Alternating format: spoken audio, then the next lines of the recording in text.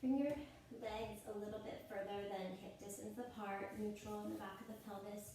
You can bring your arms up overhead or out to the side just so they're out of the way. And you're going to start by just kind of windshield wipering your knees back and forth.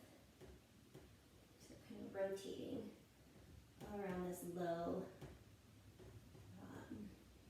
vertebrae. You're going to bring your legs all the way together and zip them together right in the center. And then you're going to rock back and forth, keeping your knees completely level. So your hip is going to actually lift with this rotation. And you're going to reach through that top knee while trying to keep that opposite shoulder anchored. I'm not very good at it. Just rock back and forth. Come back to the center, bring your legs about hip distance apart. Bring your hands right over the front of you, palms glued together and elbows straight. And imagine that your nose is glued to your thumbs, and you're going to start rocking side to side onto your shoulder blades. And your nose is going to follow your thumbs, and you're only going as far as you can keep your palms glued together and elbows straight. So you're not like this, and you're not like this. But it's only as far as you can keep that all connected. And then you're going to come back to the center, and now you're going to keep your gaze up at the ceiling. And again, rock side to side, keeping the gaze up at the ceiling, only as far as you can keep those palms glued together and elbows straight.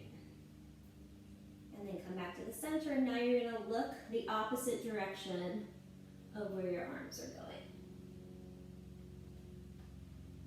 And just notice how at each of these layers, it's a little more difficult to move through the arms. You're going to come to the center, and then from here you're going to kind of roll over onto your side, both arms out, top knee reaching again, so it stays in line with that bottom knee. You're going to turn that top arm up and over, and you're going to reach through that top leg all the way out through the knee, through the opposite fingertips. Can't straighten my hand to the wall in the way, but think of it that way. And then you're going to roll up and over, roll to the other side. Again, stacking your hips, stacking your knees. You're going to roll up and over with that arm, reaching through those fingertips, reaching through that top knee. So you're getting this long stretch all the way from the knee to those opposite fingertips. You're kind of feeling like you're just wringing out your spine.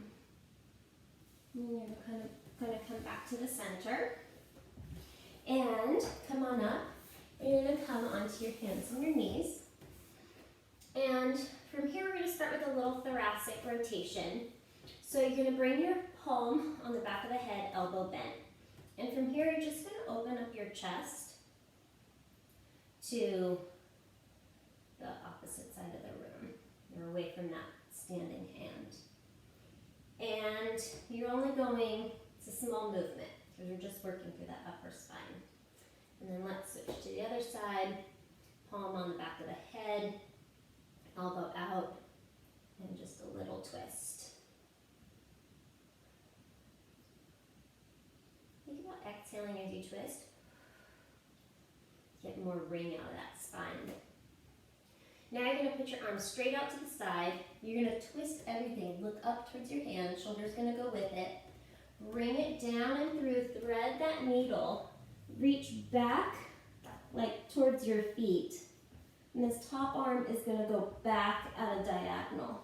So now we're getting this really long stretch from the tips of these fingertips to the tips of the other fingertips.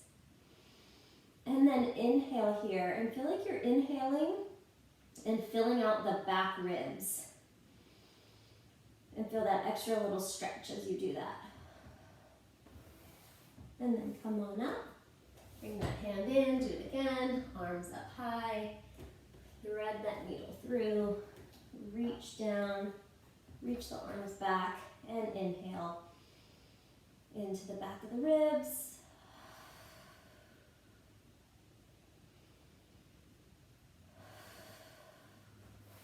Bring that hand in. Let's do the other side. And bring that arm all the way up to the ceiling. Thread it through. Reach back down towards those feet. Other arm goes all the way back. And you're feeling that stretch from fingertip to fingertip. Inhale. Exhale. Inhale, I'm filling in right here. So I get this extra little stretch through my rib cage. And exhale. And again, open it on up. Bring it on through. And reach.